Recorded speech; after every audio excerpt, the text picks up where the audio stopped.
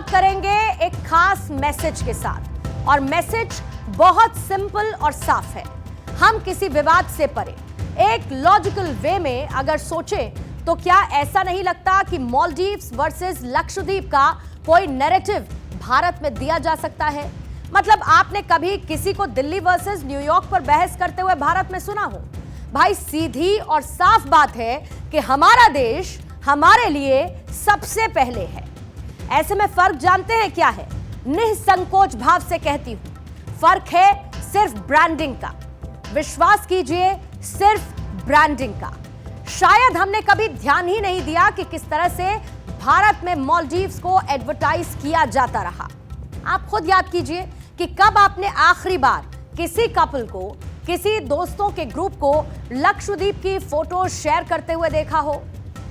हाँ, यह मैं दावे के साथ जरूर कह सकती हूं कि आपने मालदीव्स की ऐसी तस्वीरें जरूर देखी होंगी। और आज जब पीएम मोदी ने हमें हमारे ही देश की खूबसूरती से रूबरू करवाया तो हम मालदीव्स और लक्षद्वीप में अंतर नहीं ढूंढ पा रहे हैं। वो लक्षद्वीप जहां पर जाने के लिए ना तो हमें वीजा लगाना है, ना ही किसी पासपोर्ट की जरूरत है, क्योंकि हमारे देश में है।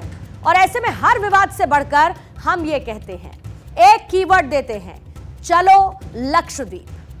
प्रधानमंत्री मोदी भी तो बस यही कहते हैं।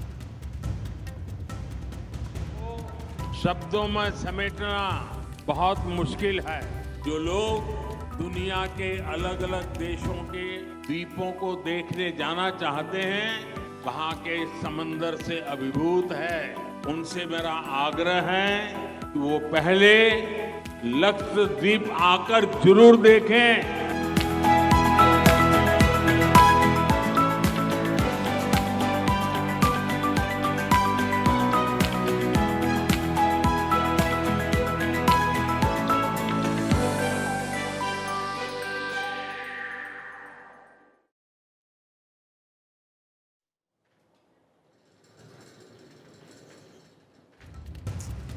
सियासत को समझने वाले ये समझते हैं कि कहां हुआ और इसके साथ जो किया हुआ है उससे बहुत दूर तलक चला जाता है, लेकिन ये हर कॉन्टेक्स्ट में फायदा ही दे इसकी कोई गारंटी नहीं। अब आप जरा ये देखिए कि मालदीव्स के चंद नेताओं ने जो शब्द कहे उससे उस मुल्क को चोखा नुकसान हुआ। हमने आपको कल ये बताया था कि चीन की चमचागिरी के चक्कर में मालदीव्स की भरपूर डिजिटल पिटाई हो चुकी है और यह वाजिब भी है, क्योंकि मालदीव्स के भारत विरोधी नेताओं ने शब्दों की हर सीमा को लांघ दिया था। और ऐसे में सबसे पहले आपको एक क्विक इंट्रो दे देते हैं इस खबर का। आप इस टाइमलाइन को देखिए और समझिए। 4 जनवरी को प्रधानमंत्री नरेंद्र मोदी लक्षद्वीप से कुछ फोटो सोशल मीडिया पर साझा करते हैं। वो larger than life type photos होती हैं, काफी खूबसूरत बैकग्राउंड होता है और तस्वीरें तेजी से सोशल मीडिया पर वायरल भी हो जाती हैं। तस्वीरों के वायरल होते ही सेम डेट पर एक ट्विटर कमेंटेटर रोशन सिन्हा पोस्ट करते हुए लिखते हैं, what a great move of Modi, will be a big setback for Maldives. और ये पोस्ट भी तेजी के साथ वायरल हो जाता है। और इसी पोस्ट के रिएक्शन में मालदीव सरकार के नेता मालशा शरीफ, मरियम शिवना और अब्दुल्ला महजूम विवादित टिप्पणी कर देते हैं और यहीं से हैशटैग बॉयकॉट मालदीव्स ट्विटर पर ट्रेंड करने लगता है। वहीं पर कई सेलिब्रिटीज लक्षद्वीप को प्रमोट करने के लिए ट्वीट करते नजर आते हैं और इन सब के बाद हजारों भारतीय मालदीव्स के लिए अपनी फ्लाइट्स और होटल्स की बुकिंग को कैंसिल करवा देते हैं। इन सब का रिएक्शन कुछ ये होता है, मालदीव सरकार बैकफुट पर आ जाती है। मालदीव टूरिज्म से जुड़ी हुई कई संस्थाएं अपने नेताओं के कमेंट को कंडेम करते हैं, उसकी निंदा करते हैं। आज ये सभी माफी वाली पोजीशंस पर खड़े हुए हैं।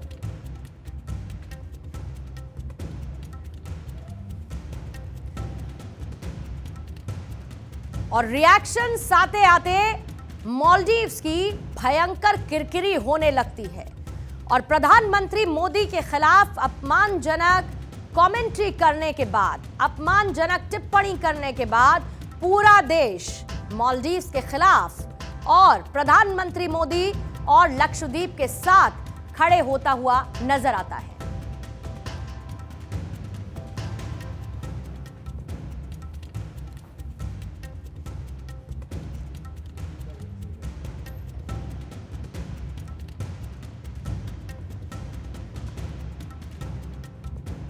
कई सेलिब्रिटीज लक्षद्वीप को सोशल मीडिया पर प्रमोट करने लगते हैं और ये पूरी बयार नजर आने लगती है सोशल मीडिया पर, जहां पर लोगों की भावनाएं सबके सामने होती हैं। ये तो हुई मालदीव्स के बैकफुट पर आने की 5 डेज और 4 नाइट्स की कहानी। इसके किरदार कौन कौन हैं ये हमने आपको कल भी बताया था और इसके पीछे का सियासी लालच भी आपको समझाया था।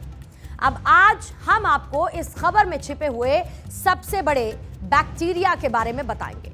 वो बैक्टीरिया जो दुनिया के कई देशों को बैंकक्रप्ट कर रहा है, वो बैक्टीरिया जो किसी दीमक की तरह पूरे देश को खा रहा है। इस बैक्टीरिया का एनालिटिक टेस्ट भी करेंगे, लेकिन उससे पहले एक बार फिर से अपनी कोर खबर पर आइए वापस लौट आते हैं। प्रधानमंत्री नरेंद्र मोदी 2 से 3 तारीख के बीच लक्षद्वीप गए थे। 4 जनवरी को तस्वीरें साझा की और ये तस्वीरें HD में थी, लेकिन हाई डेफिनेशन के साथ साथ इन तस्वीरों ने करोड़ों भारतीयों के अंदर हाई डोपामाइन की स्थिति पैदा कर दी। जल्द ही मालदीव्स वर्सेस लक्षद्वीप हो चला। चलो लक्षद्वीप का नारा हटाओ मालदीव्स पर भारी पड़ने लगा और ये नारा बुलंद होता गया। इस भारी दबाव को देखते हुए मालदीव्स के राष्ट्रपति मोहम्मद मोइजू भागे भागे पहुंचे कहां? चीन पहुंचे, जिसके बाद चीनी सरकार के मुखपत्र यानी कि ग्लोबल टाइम्स ने भारत को कुछ ज्ञान बांटने की कोशिश की। ग्लोबल टाइम्स लिख रहा है, चीनी विश्लेषकों का मानना है कि मोइजू को यात्रा के कारण उन्हें चीन समर्थक बताना कुछ भारतीय राजनेताओं में आत्मविश्वास की कमी को दिखाता है। भारत की लंबे समय से आधिपत्यवादी मानसिकता मालदीव समेत कुछ क्षेत्रीय देशों के साथ तनावपूर्ण संबंधों का मूल कारण है। इसका दोष भारत को चीन पर नहीं मढ़ना चाहिए, ये ग्लोबल टाइम्स कहता है, चीनी सरकार का मुखपत्र ग्लोबल टाइम्स।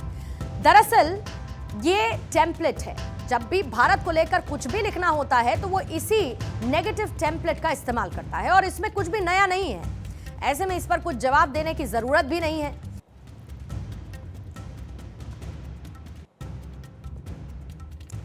ये चीन के सो कॉल्ड फॉरेन एक्सपर्ट के बयान को और इसका मकसद आप ये समझिए सिर्फ इतना था कि आपको हकीकत भी बता सके। ऐसे में अब आप हकीकत जरा ध्यान से सुनिए। चीन हमेशा जिनके साथ डील करता है उन्हें बर्बाद करके छोड़ता है। मोइजू की यात्रा के दौरान चीन और मालदीव्स के बीच बेल्ट एंड रोड, अर्थव्यवस्था, जलवायु परिवर्तन और टूरिज्म से जुड़ी हुई डील हो सकती है और इसके अलावा चीन और मालदीव के बीच फ्री ट्रेड अग्रीमेंट भी हो सकता है। पूरी दुनिया को यह पता है कि इससे सबसे ज्यादा फायदा चीन का ही होगा। ग्लोबल टाइम्स ने लिखा कि चीन मालदीव की संप्रभुता का सम्मान करता है और उसके आंतरिक मामलों में दखल नहीं देता, ना ही भारत की तरह दूसरे देशों से संबंध बनाने से मालदीव को रोकता है। इसके विपरीत चीन ज्यादा से ज्यादा देशों के साथ मालदीव को संबंध बनाने के लिए प्रोत्साहित भी करता है। अब जरा मालदीव्स की मजबूरी भी आप समझ लीजिए। मालदीव में जब यामीन की सरकार बनी थी तब यामीन ने जिनपिंग के दरबार में खूब हाजिरी लगाई और सूदखोरी में तो चीन मास्टर है ही। वो मास्टर जिसके लिए ये लाइन फिट बैठती है कि ऐसा कोई सगा नहीं जिसे चीन ने ठगा नहीं। फिर मालदीव कैसे बच सकता था? इसकी भी एक बैक स्टोरी आपको सुना देती हूं। यामीन के कार्यकाल में मालदीव चीन के काफी करीब पहुंच गया था। यामीन की सरकार में मालदीव की आर्थिक स्थिति भी काफी बिगड़ गई थी। मानवाधिकारों के हनन के आरोपों के कारण भारत और पश्चिमी देशों ने मालदीव को कर्ज देने से इनकार कर दिया था और आखिरकार चीन ने उस दौरान उसकी मदद की। यामीन की सरकार बने चीन से भारी भरकम कर्ज ले लिया गया और 2018 के आखिर तक मालदीव के कुल बाहरी कर्ज में 70% से ज्यादा अकेले चीन का ही था। साल 2018 में पूर्व राष्ट्रपति मोहम्मद नशीद ने बताया कि मालदीव पर चीन का कर्ज 3 अरब 10 करोड़ डॉलर का है। आज मालदीव की हालत यह है कि उसने चीन से जो भी कर्ज लिया है उसकी भारी कीमत उसको चुकानी पड़ रही है। मालदीव्स की जीडीपी 540.56 करोड़ अमेरिकी डॉलर की है और मालदीव्स के बजट का करीब 10% हिस्सा चीन को कर्ज देने में चला ही जाता है। चीन मालदीव में व्यापक स्तर पर निवेश कर रहा है, जिसमें बुनियादी ढांचा है, व्यापार है, ऊर्जा क्षेत्र है जिस पर चीन ने अपनी पकड़ को मजबूत कर लिया है। कई ऐसे प्रोजेक्ट्स भी हैं जिसमें चीन और मालदीव मिलकर आइलैंड पर होटल भी बना रहे हैं। मालदीव के पूर्व राष्ट्रपति नशीद ये कह चुके हैं कि इन परियोजनाओं में पैसा नहीं होने की वजह से ही मालदीव चीन का पार्टनर बना है और आगे चलकर चीन पैसा देकर इन होटल्स को खरीद भी सकता है। पूर्व राष्ट्रपति नशीद ये मानते हैं कि भविष्य में ये आइलैंड चीन के हाथों में चले जाएंगे। मतलब चीन मालदीव्स का चाचा बनकर उसकी अर्थव्यवस्था को चूसने का काम कर रहा है, जहां पर शायद गुठली भी ना बचे। लेकिन ऐसा सिर्फ मालदीव्स के साथ नहीं हो रहा है, जैसा कि हम आपको पहले भी बता चुके हैं। चीन ने कई सालों से पाकिस्तान, किर्गिस्तान, अफगानिस्तान, श्रीलंका, नेपाल और आसपास के कई देशों को मदद करने के बहाने बड़ा बड़ा मोटा मोटा कर्ज या फिर उन्हें इस तरीके से प्रोजेक्ट बनाकर वो दे रहा है जिसका आउटपुट उस देश के लिए आने वाले समय में कुछ नहीं होने वाला। और इसके बाद ये देश चीन के कर्ज तले फंस जाते हैं और आगे जाकर ऐसे नेगोशिएशंस किए जाते हैं जिसके कारण उसको अपना कुछ हिस्सा किसको देना पड़ता है? चीन को देना पड़ता है। श्रीलंका ने हम्बन टोटा और पाकिस्तान ने ग्वादर बंदरगाह चीन के कर्ज नहीं चुका पाने के कारण उसको कुछ समय के लिए लीज पर दे दिया और अब ऐसे ही कर्ज जाल में मालदीव भी फंसा हुआ है। और यही वजह है कि ये सभी चंद मुल्क चीन की चालीसा पढ़ते हुए नजर आते हैं।